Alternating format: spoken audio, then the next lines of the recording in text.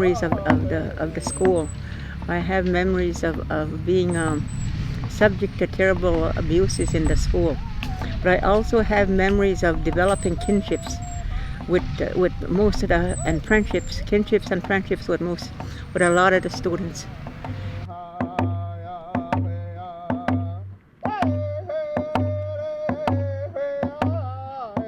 The priests and the nuns came for us and told my dad that we had to come to school in 1957 in September, and I came to school here as residential school, and I think I stayed here till I was came when I was 6. I left when I was 12. A typical day would get us up in the morning about 6:30, and then we would have our morning prayers. Then we would get ready for breakfast, would fix our beds, clean our bathrooms, sweep and wash the floors in our dorm. And there had to be anywhere from 30 to maybe 20 to 35 kids in each dorm. And then we went for breakfast at 7:30. Our breakfast was always porridge and a piece of fruit maybe, or a piece of toast and milk. We had lots of milk. So and then we would go to class. We would pray. We prayed before dinner, prayed before breakfast, prayed after breakfast, prayed before we went to classroom, prayed during dinner, before we had dinner, prayed after dinner, prayed after school, prayed before supper. So we prayed lots. They discouraged everything of our own culture, of our own people. They didn't want us to practice our own spiritual activity. They discouraged our powwows, they discouraged our sun dancing, they discouraged our feasting, they discouraged our whatever we participated in, our medicine gathering, those sort of things. They discouraged it. They wanted to make us out of, I guess, in society, it would be the white society. They promoted that. They wanted to take the Indian out of us. We were only, when I first started residential school, we were only allowed to go home on Sundays. And on Sundays in the morning, my dad would come for us. And then he would have to bring us back by 7 o'clock in the evening, by 6 o'clock in the evening. He'd have to bring us back to the school. So many times, my dad had an old car, or else if he didn't have the car and it was winter time, he would come for us in the cutter, in the sled, and with the horses, and we would go home that day and spend time with our parents and our younger siblings that didn't go to school yet. So I come from a family of 12.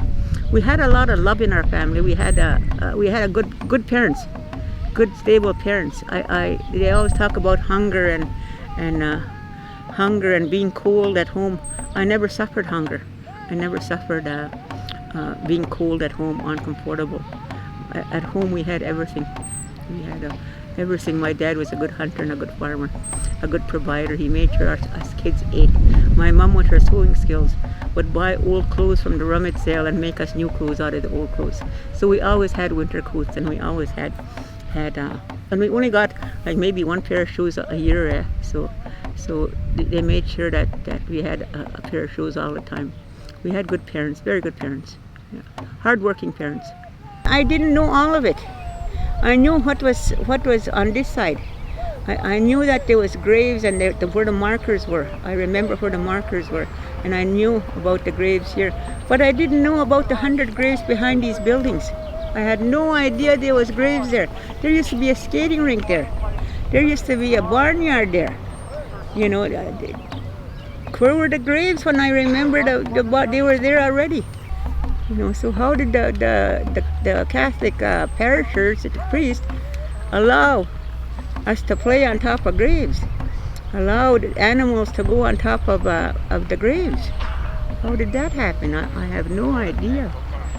I don't remember those graves in 1956 and 57. There wasn't graves there. My grandmother went to residential school. My grandfather went to residential. My dad and my mother went to residential school. My grandfather was the 21st registered student at the residential school. My grandfather, Antoine LaBalle, was here. It must be in the early 1900s. My dad was born in 1922, so my grandfather had to be in the early 1900s in residential school here.